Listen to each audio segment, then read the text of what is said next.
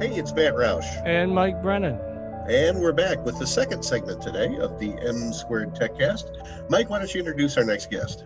Yeah, we have the Michigan Public Service Commission Commissioner Tremain Phillips. How you doing today? Good afternoon. Hanging in there like the rest of us here. All right, good. Now, one of the things that caught my attention, I think it was last week, I get about 500 emails a day, so sometimes I lose track of when I got them. But one of the things we like to cover on this show is there's also a lot of cyber scams and other kinds of scams out there, unfortunately. And apparently now there's these utility scams going on. And why don't you talk a little bit about what's happening with that? Yeah, well, first, as a little bit of background, I am a commissioner at the Michigan Public Service Commission. We're the principal agency for regulating the electricity, natural gas, and telecommunications industries. And in that capacity, we are tasked with ensuring that Michigan residents have access to safe and reliable electricity, natural gas, and telecommunication services. So again, as a part of that role, certainly educating customers on how they can protect themselves from utility scams is really integral. And utility scams have always been around, but what we certainly see is that, one, they pick up during the holidays, and they've also picked up during the pandemic. And whether that is because more people are at home, we're all on our laptops or cell phones, so there's more of an opportunity for scammers to have access to us and to our personal information, or it's because we are going through this cycle of customers just having more contact with their utility because of the economic and other circumstances of the pandemic. It's creating an opening for utility scammers to be more innovative, unfortunately, and find more opportunities to put customers at risk. So are more of these scams coming over the phone or online, or is it a combination of both? It really is not only through email and by telephone, but we're also seeing some scams take place door to door. Really? Person. And then also, my father just, it wasn't a utility scam, but it was a prepaid gift card scam, was contacted through Facebook Messenger. So social media is certainly another pathway that this is happening. So, what we really want to ensure, no matter where those avenues a scammer is coming into contact with a customer, we just want to make sure that customers are aware of the situation that they're in. If they know that they're not behind on their utility bills, but a scammer is calling them on via their telephone and saying otherwise, certainly don't be pressured into anything. To if you face a situation where it does not feel like it makes sense or it's uncomfortable, contact your utility, ask for identification and other ID information of that individual, and just be more suspect about what the information that they may be asking for or requiring. And reading your press release, it seems like the scam is they call you up and say, hey, if you don't give us your credit card information right now, we're going to cut off your service in some way or something along those lines, right? Exactly. Yeah.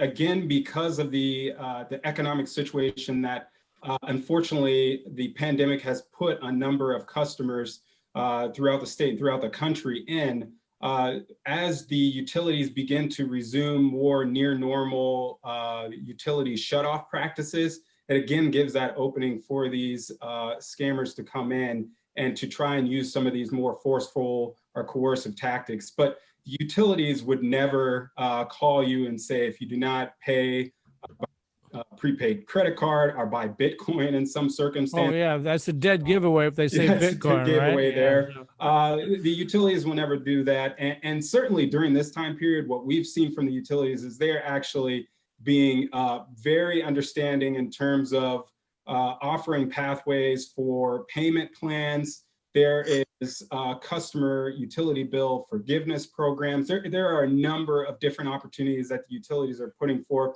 to help customers during this challenging time. So we're seeing certainly the opposite in terms of what the practices the electricity and natural gas utilities are employing to assist customers during this time. Yeah, my personal favorite is when they ask for gift cards. That's yes. As far as I know, DTE does not take Amazon gift cards. Or Bitcoin. If they ask for Yeah. Bitcoin, Right. ding, ding, ding, the bell should be going off. At least right? not yet. Maybe in another decade or so, but that's Oh yeah. not the payment arrangements they have thus far. But again, because there is just so much more interaction happening between the customer and utilities during this time period, just the utilities are putting out a lot more information about how to assist customers, whether it's through energy efficiency, payment plans, or other means. It does create this open for this confusion. And so please, feel free to contact your utility or to go to the Michigan Public Service Commission website.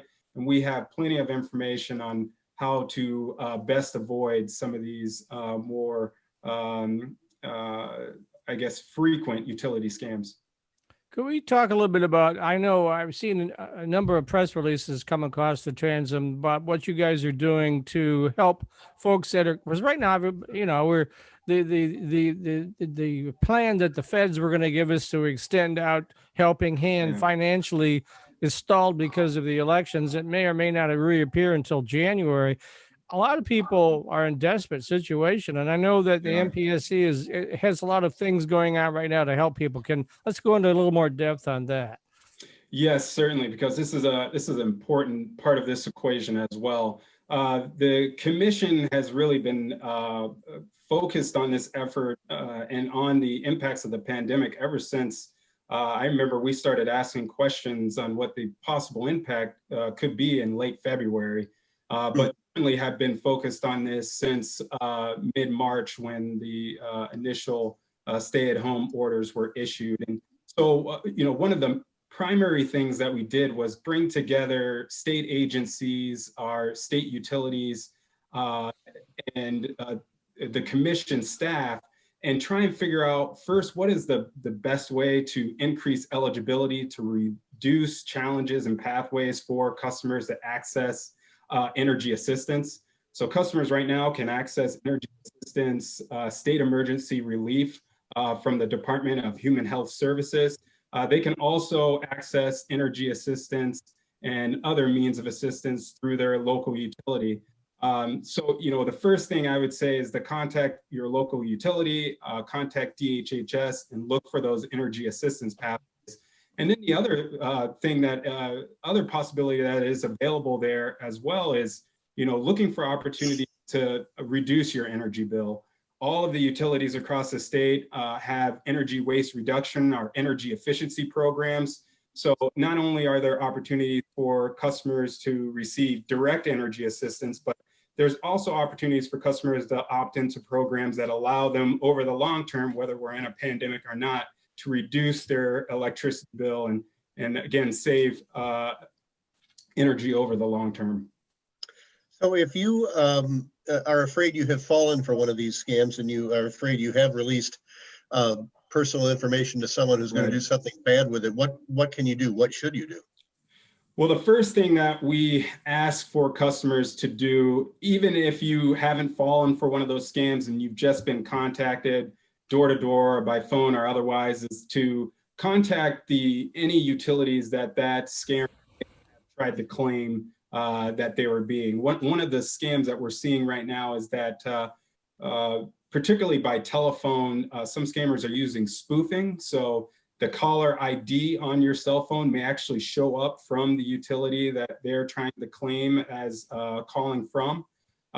So again, it's a cat and mouse game. They're continuing to advance as we set up protections for customers. So contact your utility company, make sure to inform them about that. That'll not only protect you, but that'll help to get this information out and to protect other customers as well. And then also, if you have fallen for one of these scams, you should contact your bank. You should contact also the Attorney General's office, because they have a consumer protection division and they could move forward with criminal actions if necessary. What about, I don't think these are scams, but I'm always a little concerned about it. There's some independent operators that want to sell you gas programs and contracts, things like that. I'm not saying they're scams, but should people be wary of those?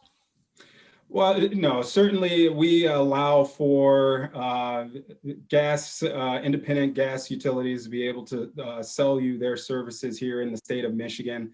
What I would suggest is on the Michigan Public Service Commission's website, we have a page there that clearly lays out all of the companies who are operating in the private sector that are allowed and are regulated in order to sell those gas services here in the state. I think with any of these things, as you are approached, because many of those natural gas providers do approach customers door to door, ask questions, and just ensure that the individual who's coming to your door and asking you that information is who they say they are and is not trying to pressure you into getting into those agreements or to submit any forms of payment. And I think this is especially important for senior customers and those customers who may be new immigrants or may not have English as their first language, and again, could create some challenges or opportunities for scams there. Okay. If you're afraid, I mean, should you also contact local police, if you've fallen for one of these, or if you're afraid you have? Certainly, if you have fallen for one of these scams or have experienced some of these more coercive tactics, especially if they are done door to door, we do encourage you to call the local police department and report that issue as well. Yeah, I've had some of those people come to my door, and they're particularly aggressive. So I'm not much on anybody coming to my door trying to sell me anything, particularly during the political season, right? But I mean, yeah, they are pretty aggressive. Yes. We certainly, if those tactics are seen as too aggressive or too coercive, customers do have the ability to file a complaint with the commission. And again, our website is michigan.gov/MPSC.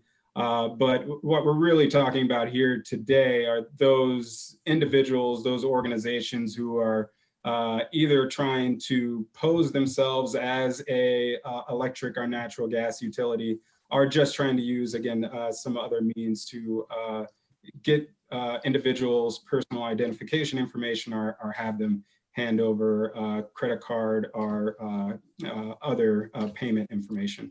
We have about a minute left, so why don't you give those addresses one more time? If you think someone is trying to victimize you with these scams, who do they contact? How do they reach them?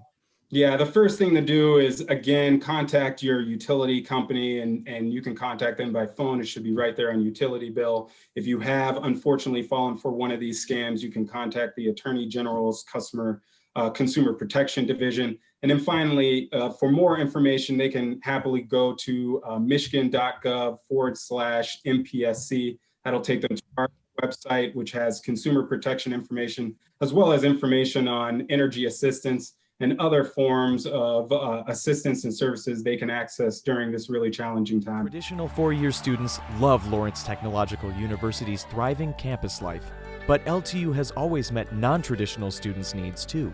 Lawrence Tech offers over 100 degree and certificate programs that can get adult students started or back on track. And most of our classes are conveniently offered evenings at our beautiful Southfield campus or online, so you can balance your social, family, and work life even while you power up your career. Lawrence Tech, where Blue Devils dare.